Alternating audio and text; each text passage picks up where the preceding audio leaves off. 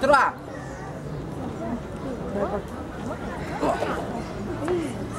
Какво става?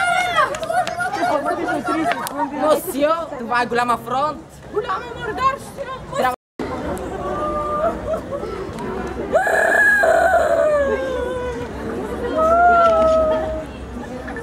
Отбрежи в гроба, колкото жена на един простак.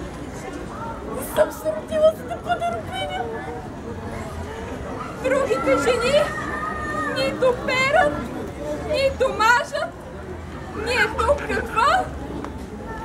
Черни рубини.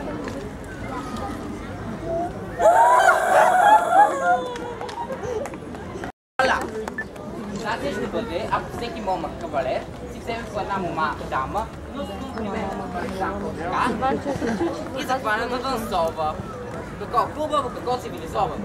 Ако всеки момък кавалер се вземе по една мома, ще се играе. То е по-хубаво. Има ли?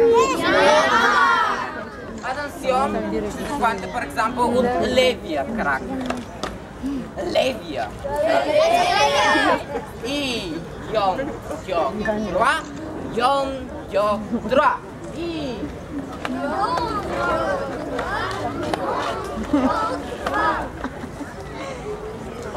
браво.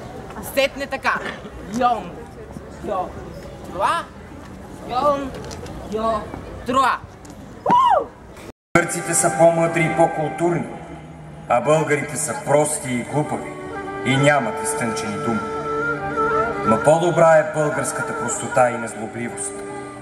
Бог обича повече простите и незлобливите, а ти се срамуваш, защото българите са прости и оставяш своя род и език.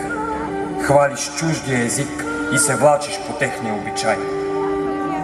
Аз видях, че много българи постъпват така. Затова тук написах за уния от церогатели, които не обичат своя род и език. Внимавайте вие, читатели и слушатели, роде български.